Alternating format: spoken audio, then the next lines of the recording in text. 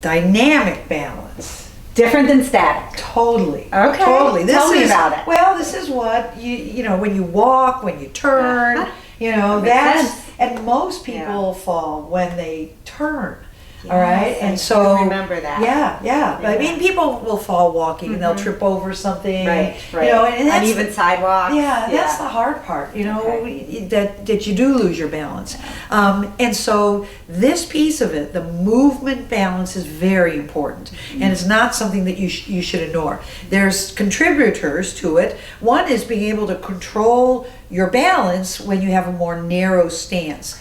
And so a good test for that is tandem walking. We're going to do that in a second. Okay. And the other one is gait speed, which you're going to have a hard time testing on yourself. But if you go to a therapist, they can test your gait speed. Can you explain a little what gait speed is?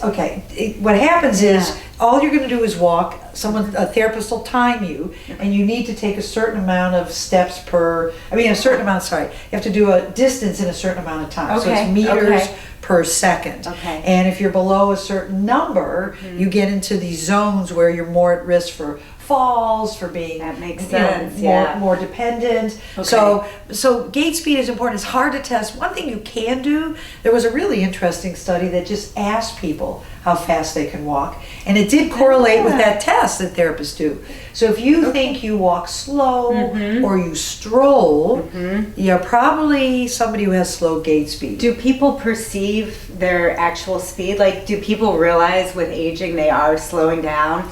They do.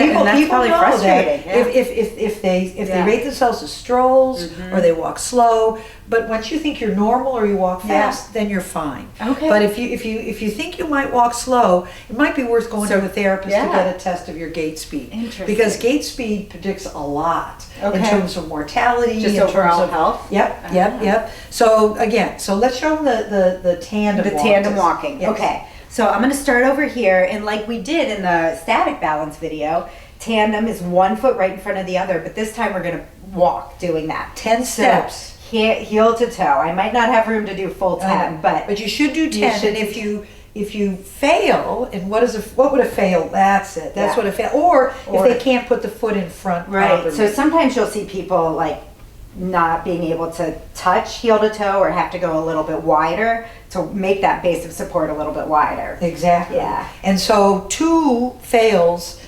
is not passing the test. Okay, so I want to be able to do 10 steps without 2 failures. Without 2 fails. Okay. And don't feel bad. I've had people that can't even do 10 steps. Or even do 1. Right, yeah. right. And I like a place to start. Like if you are struggling, start in a hallway so you can drag your finger along the wall as you do this. Yep, perfect. Yeah, but for the test you can't. Right, okay. But for practice, to build to that. So let's get on to the exercises. Yes. So I think just as an exercise, right, you do this using a wall to start if you need to, or if you need to not let your feet quite touch yet, that's okay. You can do that and build into that more narrow stance. So that is, I think, level 1. I have people go backwards too as an exercise, which is really, I think, quite hard, but a very coordinated movement. Yep, so it gets your brain thinking a little differently, uses your muscles a little differently. Yep, I love it. So that's usually my progression. I tend not to have people close their eyes on this just because you're walking and it's really hard to do. Yep. So I just like the forward and back repetitive walking. Great. Any other ways you like to No, progress? that's perfect. Okay. Perfect. I love that.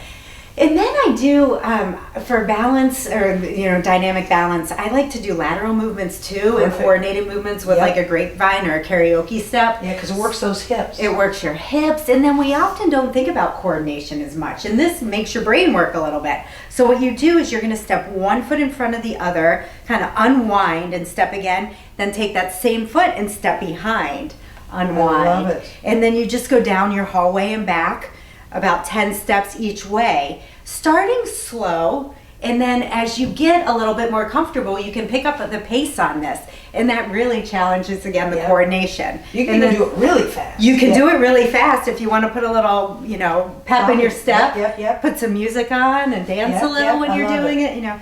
That I think is a great exercise to do. And then the last one I kind of like is just a controlled step.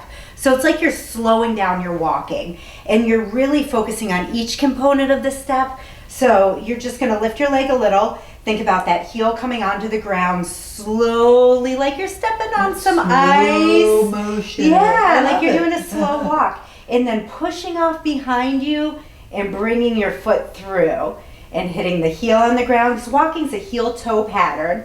So heel goes down first and then toe comes up last. Love it. And sometimes I think we even don't realize that our foot kind of drags a little bit. Or, you know, people can catch their toe and stumble. And so if you're slowing it down, you're kind of building that walking pattern where your heel's coming down, pushing behind you, and then also the leg that's spending a lot of time on the ground is really forced into stabilization. Yeah, so you're getting great. a little tricky balance in there as well. I love it. So those are the exercises. I think is a nice place to start, those 3 exercises to work your dynamic balance. Sounds good. So, All right, so those are your exercises for aging well.